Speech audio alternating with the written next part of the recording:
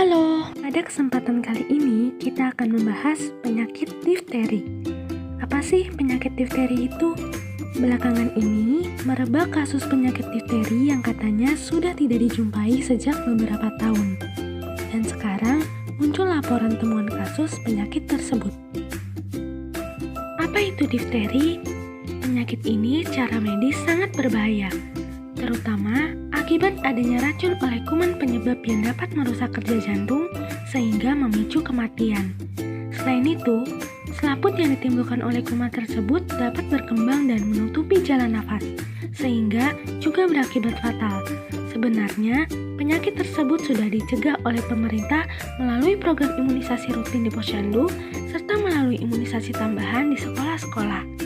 Akan tetapi, beberapa tahun terakhir, muncul kalangan yang tidak setuju adanya vaksin dengan berbagai macam alasan sendiri. Diduga, mereka yang anaknya tidak divaksin inilah yang berpotensi tertular dan menularkan penyakit termasuk difteri. Padahal, vaksin aman dan halal. Kasus difteri banyak ditemui di negara-negara berkembang dengan angka vaksinasi rendah. Salah satunya adalah Indonesia. Pada tahun 2022 telah ditemukan beberapa kasus difteri. Kondisi ini dapat terjadi pada pasien dengan usia berapapun, termasuk anak-anak dan orang dewasa. Orang yang terinfeksi penyakit difteri bisa berakhir meninggal dunia apabila kondisi yang dimiliki cukup rentan. Tingkat kematian juga bisa terjadi pada penderita berusia di bawah 5 tahun atau lebih dari 60 tahun. Penyebab difteri.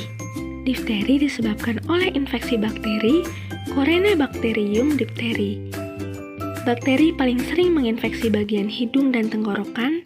Setelah menginfeksi, bakteri melepaskan zat berbahaya yang disebut racun yang kemudian menyebar melalui aliran darah dan menyebabkan lapisan abu-abu tebal. Lapisan ini umumnya berbentuk di area hidung, tenggorokan, lidah, dan saluran udara. Gejala difteri. Gejala difteri yang paling khas adalah terbentuknya lapisan abu-abu tebal pada tenggorokan dan amandel. Sementara itu, gejala difteri pada anak lainnya meliputi demam, sakit tenggorokan, hidung meler, sulit bernafas, suara serak, detak jantung meningkat, mengi, pembesaran kelenjar getah bening di leher, dan pembekakan langit-langit mulut. Bagaimana penyebaran penyakit difteri? Yang pertama, terhirup percikan ludah penderita melalui udara saat penderita bersin atau batuk.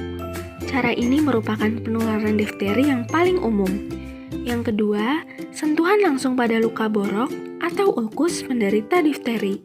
Penularan ini umumnya terjadi pada penderita yang tinggal di lingkungan yang padat penduduk dan kebersihannya tidak terjaga. Komplikasi yang dapat disebabkan difteri sangat berbahaya, termasuk peradangan pada otot dan katup jantung, gangguan irama jantung, hingga tertutupnya saluran pernapasan oleh selaput di tenggorokan yang dapat mengancam nyawa. Difteri dapat dicegah dengan vaksinasi. Pada anak-anak, vaksin difteri diberikan dalam bentuk vaksin kombinasi DPT, HB, HIB. Selanjutnya, vaksin difteri lanjutkan dalam bentuk DT dan TD, kombinasi tetanus dan difteri. Dapat diberikan pada anak pada bulan imunisasi anak sekolah atau BIAS. Difteri pada anak termasuk kondisi serius dan perlu segera mendapat penanganan oleh dokter anak. Oleh karena itu, jangan biarkan gejala difteri pada anak berlarut-larut agar tidak terjadi komplikasi yang berbahaya. Setiap orang tentu menginginkan anaknya tumbuh sehat dan berkembang dengan baik. Oleh karena itu, penting sekali untuk melengkapi status imunisasi anaknya. Faktor resiko difteri. Yang pertama, berkunjung ke daerah dengan cakupan imunisasi difteri yang rendah. Yang kedua, sistem kekebalan tubuh yang lemah seperti penderita HIV/AIDS. Yang ketiga, gaya hidup yang tidak sehat. Yang keempat, lingkungan dengan kebersihan dan sanitasi yang buruk. Yang kelima, anak-anak di bawah usia 5 tahun dan orang tua di atas usia 60 tahun. Yang keenam, tinggal di pemukiman padat penduduk. Yang ketujuh, berpergian ke daerah yang tinggi kasus difteri. Kapan harus ke dokter? Apabila mengalami gejala difteri, Segera ke rumah sakit apabila ada gejala dan telah melakukan kontak dengan seseorang yang mengalami difteri. Jangan lupa follow akun Puskesmas Cimuning untuk mendapatkan informasi kesehatan. Salam sehat!